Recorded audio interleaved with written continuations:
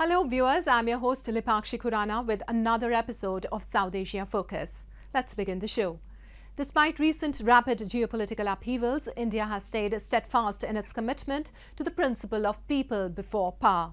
At a time when many forecast an increasingly bipolar world and when primetime television is devoted to the possibility of a Cold War, India has reaffirmed its support for the dialogue and diplomacy approach. Let's see how India is proving most effective during these uncertain and trying times.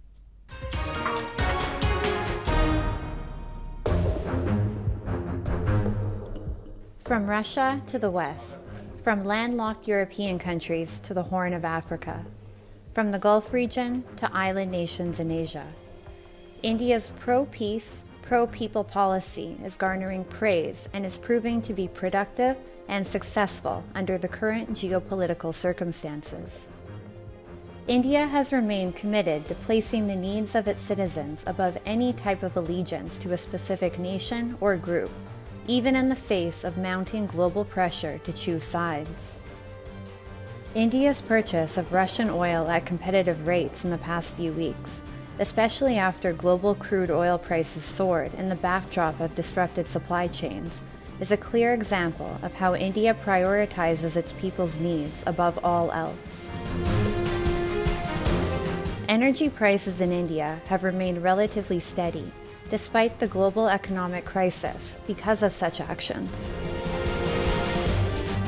India has continued to stress its stance of peace and dialogue to end hostilities that have divided the world. In fact, India has not only maintained its relationships with both the West and Russia, but these relationships have been consistently improving as well. Recent statements from both the United States and Russia are clear evidence of India's strong and secure relationships with the two countries.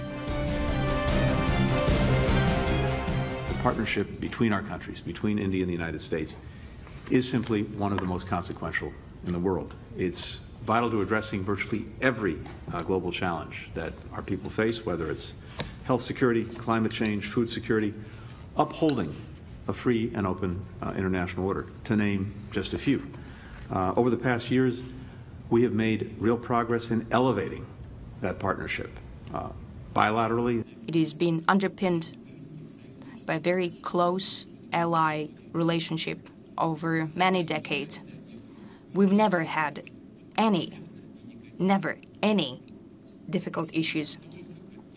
We've always supported each other. And that is happening right now, and I'm sure this will be the case in the future as well.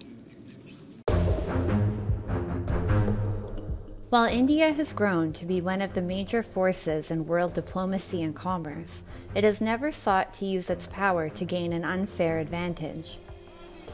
India has been cautious to follow local laws and avoid abusing its position, even in the smallest of the countries where it has invested. Apart from defending its sovereignty, India has never used any form of force to achieve its objectives and goals. India's centuries-old principle of ahimsa, or non-violence, continues to guide its foreign policy even today. Smaller countries recently hailed India for its unwavering assistance even during their most trying times. Some have even said that it has been India's continuous support that has helped their people to survive during the COVID crisis. At the United Nations, Mexico proposed to create a panel to broker peace between Russia and the Ukraine and suggested that Prime Minister Modi be included on the panel. We are close friends. We are strategic partners. We are not allies. So when he talks of independence of foreign policy, that is very true. Independence also means that when even a close friend does something which we are not comfortable with, we gently and politely and respectfully point it out. Observers have noted that Prime Minister Modi's proposed inclusion was primarily motivated by India's long-standing approach of people before power and dialogue and diplomacy. India's primary objective is on improving its economy and standard of living of its own people, who comprise 1/6 of the global population. Trade agreements and health and climate issues have dominated nearly all of India's discussions with other countries and groupings. And as India prepares to tackle the G20 presidency later this year, observers predict that these topics will continue to be at the forefront of India's agenda. India's consistent diplomatic position has also motivated other countries to toe New Delhi's line and adopt similar approaches. Respect for India around the world continues to grow as India maintains its policy of friendship to all, malice to none, and support for humanity. Moving on, several people in Sri Lanka held demonstration against the government and demanded justice for their loved ones who had disappeared during the country's civil war. Holding photographs, black flags and burning wood torches, the protesters said they had not received any satisfactory response into the prolonged probe post-decades-long war.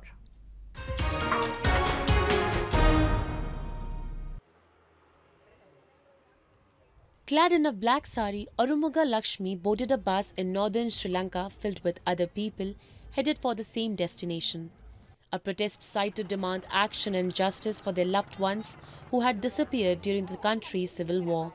In the northern province's town of Kilinochchi, some 70 kilometers north of her home in Vavuniya, Lakshmi marched among the families of people who disappeared during the war. Holding photographs, black flags and burning wood torches, the protesters wound their way through the town under the watchful eye of local police.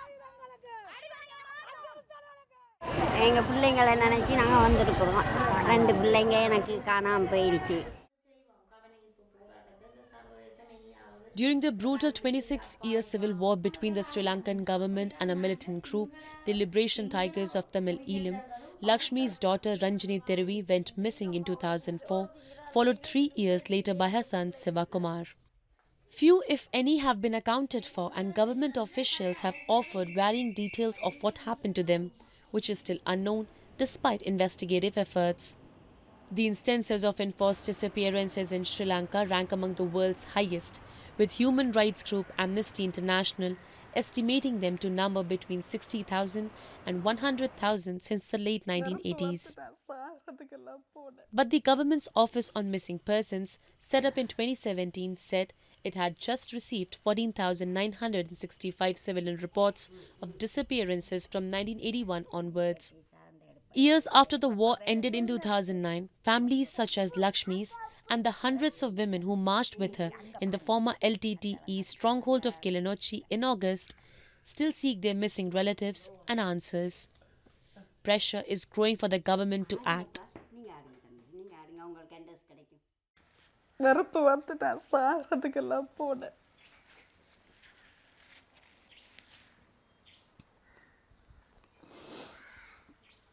நிறைய தடவை செய்துட்டேன்.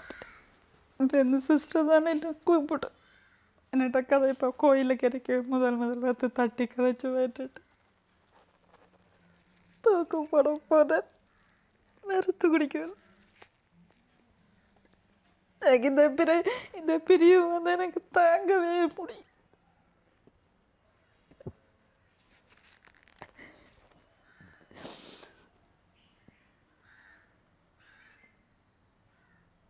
இப்போதும் சரியான மனவேதனையோட தான் வாழ்ந்து கொண்டிருக்கிறேன். In a report on October 4th, the UN High Commissioner for Human Rights said the office and other steps taken by the government had fallen short of the tangible results expected by victims and other stakeholders. Sri Lanka says it remains committed to pursuing tangible progress on human rights through domestic institutions. Moving on, Pakistan has recently been removed from the grey list of the Financial Action Task Force, the world's terrorism financing watchdog. The Islamic nation was added to the grey list in 2018 because of strategic deficiencies in countering money laundering and terrorist financing. Will the world see a new Pakistan, one committed to ending terrorism within its territory? Has Pakistan really taken adequate steps to curb terror financing? Or has it simply completed the right bureaucratic exercises to be removed from the grey list? Join us as we give you answers to these critical questions.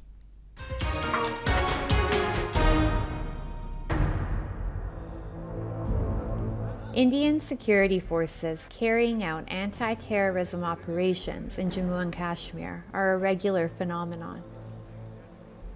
Indian security forces have been constantly engaged in a fight against terrorists from Pakistan on a mission to wreak havoc and create terror in Jammu and Kashmir. These terrorists are trained, financed, armed, and radicalized in Pakistan, who recently tasted success after the FATF removed it from its grey list. The FATF, by earlier putting Pakistan on its grey list, had limited resources available to the country to increase its financing, which often found its way into the hands of terrorists in the country.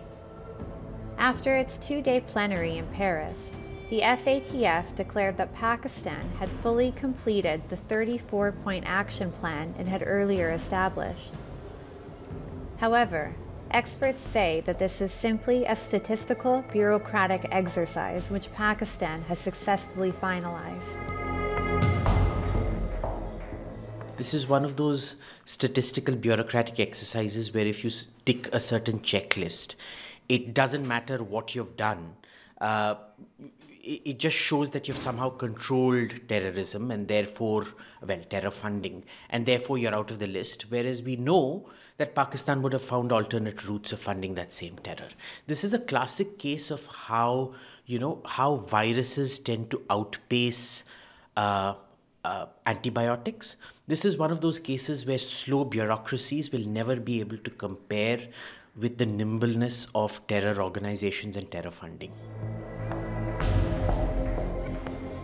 The United States has identified Pakistan as a base of operations and target of numerous armed, non-state terrorist groups, some of which have existed since the 1980s. According to the Congressional Research Service, notable terrorists and other groups operating in Pakistan are of 5 broad but non-exclusive types. They include globally oriented, Afghanistan-oriented, India-oriented, domestically oriented, and sectarian, i.e. anti-Shias. The U.S. State Department's Country Reports on Terrorism 2020, which were released in December 2021, note that Pakistan did not take steps under its domestic authorities to prosecute terrorist leaders residing in Pakistan. The reports further noted that Pakistan made limited progress on the most difficult aspects of its 2015 National Action Plan to counter terrorism. Pakistani deep state has managed to build a worldwide infrastructure of, I would say, organized crime. And they are beneficiaries of this kind of thing. I don't think internal institutions of Pakistan are in a position to restrain them. They have managed to brainwash their whole generations, and they believe that Pakistani dabbling with terrorism and organized crime is something which enhances the glory of Islam. A very strong pocket of Islamic radicalism they have managed to create where no questions are asked. While Pakistan remained on the FATF's grey list, several top terrorists, including Hafiz Saeed, Sajid Mir, Zaki-ur-Rahman Lakhvi, Masood Azhar, and Abdul Rahman Maki, were still able to successfully hide. There is a general consensus among security experts that many of these UN-designated terrorists run sham charity organizations, which act as a facade to collect funds, which ultimately are used to promote terrorism and Islamic radicalization. These terrorists enjoy the patronage of Pakistan's security agencies, who use these outfits as their proxies. The United States and India, both victims of terrorism, are trying hard to eliminate terrorism by sanctioning its perpetrators.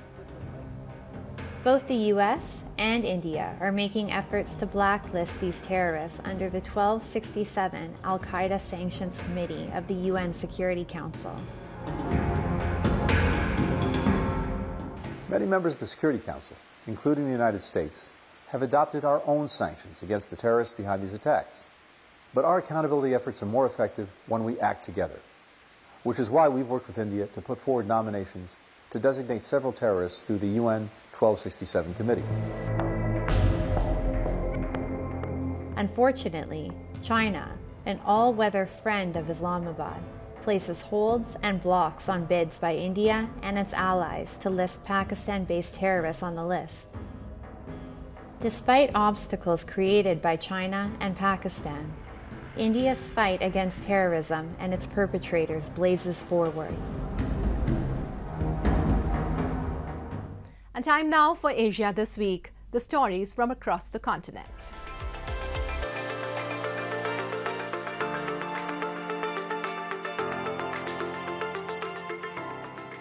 This glossy and beautiful tableware is made up of mirai wood, also known as future wood. It is mixture of biodegradable plastic and waste wood that is used in making baseball bats. This project has been jointly developed by the Tokyo Metropolitan Government and a local company. Tokyo Metropolitan Industrial Technology Research Institute is supporting the private sector's technological advancements. By conducting tests, research, dissemination, and technical support related to industrial technology, the institute aims at improving lives. To organize the biodegradable plastic project, it made public recruiting easier. Ryoka Sangyo was nominated as a partner. It is a company that develops products for plastic food containers and medical equipment, and it has high-quality processing technology. 遼河産業はですね、50年以上ですね、プラスチックの生産に関わっております。その中で世の中脱炭素ということでプラスチックの削減というところがいろいろ取り沙汰されております。で我々もですね、もう50年以上プラスチックやってますんで、その環境素材というものの開発ですね、これを着手しておりました。土産技研さんの公募がありました。未来ウッドという環境素材ですね、これの開発の始まりです。Ryoka Sangyo was a pure plastic manufacturer. In this project, Ryoka Sangyo tried to mix two materials, biodegradable plastic and natural wood. As a result, the wood material rate rose to 51% and the plant-derived rate is 73%. It is admired as successful completion, overcoming the difficulty of technology. Mirai wood or future wood products can be manufactured by an existing plastic molding facility. It is available to mass produce by mold, but it is defined wooden product. There are many kinds of tableware containers. Tableware sets of plate, cup, chopsticks and spoon are very suitable for camping leisure. The traditional Japanese crafts, lacquerware and tableware decorated by traditional methods have a beautiful and delicate appearance. Administrative leadership and the private sector's cutting-edge technology help in realizing real sustainable development goals in society.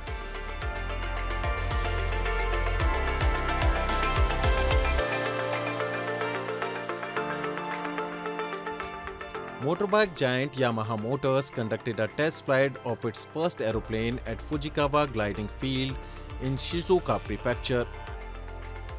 This test flight was undertaken with the cooperation of Shinmeiwa Industries. Shinmeiwa manufactured the airplane and Yamaha Motor provided the 499cc engine. The engine that Yamaha Motors used on this airplane was modified according to the needs of the airplane. Nevertheless, Yamaha's existing technology made it possible to modify this engine according to the needs of an airplane. 耐久試験等をこれまでやってきて、初めてのフライトということで、緊張もしましたけれども、今までやってきたことの成果がしっかり出たかなと思っています。はい、それに対してはチームの皆さんのおかげかなと思って今はちょっと喜んでおります。弊社は無人機のドローンであるとかヘリコプターの方はすでに空の領域で進出させてもらっているんですけど、有人機っていう点においては、今回初めてっていうところになってくると思います。ただ、今回の目的としましてはそういった我々のコンパクトで軽量でハイパワーなエンジンがどういったところに活かせるかっていうところが目的で、課題に対する解決策とか検討していくっていうのが今回の目的ですので、それに対しては成功に終わったのかなというふうに思っています。Yamaha Motor has established itself as a motorbike giant. but its challenge spirit is expanding to 4 vehicles, a car, an unmanned helicopter, a drone and an airplane. This project began with discussions between Yamaha Motor, which is always thinking of new ways to utilize its engines, and Shinmeiwa Industry, which owns an aeroplane for research and development. Yamaha Motor had a difficult time with endurance testing to match an existing engine for an airplane, and technologically advanced technology firms that has made its mark all over the world.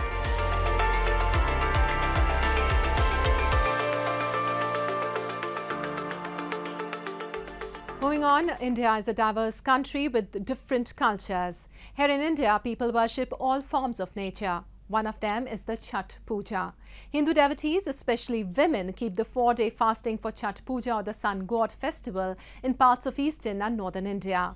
Environmentalists have claimed that the festival of Chhath is one of the most eco-friendly religious festivals in the world. Let's take a look at this year's festivities. With its origins in prehistoric Vedic times, Chhath Puja, a Hindu festival observed predominantly in northern India, holds immense significance for married women who observe fast and make religious offerings to the sun god. The sun is considered the god of energy and life force in Hinduism. Though dedicated to the sun god, devotees also worship his younger sister Chhati Maiya, commonly known as goddess Usha, during the 4-day festival. On the first day, also known as Nahai Khai, devotees take a bath, particularly in the river Ganga, and bring the holy water of the river to make prasad at home. ये सबसे बड़ी बात ये है कि ये भगवान घर में सुख समृद्धि उत्तम स्वास्थ्य के लिए किया जाता है ये पर्व, और कहा जाता है कि उगते सूर्य को लोग सिर प्रणाम करते हैं, डूबते सूर्य को। ये बहुत बड़ा एक संदेश देता है इस पर्व के माध्यम से कि सिर्फ उगते हुए, मतलब कि जो राइज कर रहा है सिर्फ उसी का नहीं, जो पतन की ओर जाता है उसका भी एक दिन उत्थान होता है। एक बहुत बड़ा संदेश है। On the second day, also known as Kharna, devotees make offerings that comprise kheer, puris, chapatis and bananas, besides observing fast for the whole day. The toughest is the third day. Women observe a 36-year-long rigorous fast when they do not drink even a drop of water. Devotees say the 4 days of Chhath Puja calm the mind of devotees and reduces the negative energy like hatred, fear and anger. The custom of offering prayer to the sun god is also prevalent in the Babylonian civilization and ancient Egyptian civilization. In the evening, they go to the bank of the river or pond carrying along with them dori, a basket made of bamboo sticks in which they keep the local home-prepared offerings to be made to the god. सूरज भगवान के हम लोग पूजा करते हैं। सुबह में, काल में, शाम के छठ मैया के पूजा करते हैं। सुबह हम लोग सूरज भगवान के इंतजार करते हैं अर्घ देने के लिए। कहे तो महान हम लोग सूरज भगवान छठी मैया दोनों हैं। वह बात हम लोग के इससे बहुत बहुत भारी महान पूजा है। ये पूजा के लिए हम लोग 3 दिन के व्रत भूखने पड़ते हैं। Chhath is considered one of the most significant and auspicious festivals of northern Bihar and in parts of the neighbouring Uttar Pradesh and Jharkhand, in which devotees pray to the rising sun for the well-being and prosperity of their children and spouse. The Chhath Puja festivities, which culminate 6 days after the country celebrates Diwali, the festival of lights, took place after a 2-year coronavirus pandemic. With time, the festival has also gained popularity in metropolitan cities as people from these states migrate in large numbers to make a living. While festivals like these keep our culture alive and prosperous by uniting people together for the sole purpose of celebration and happiness. With that, we come to the end of this week's episode. See you next week. Goodbye and take care.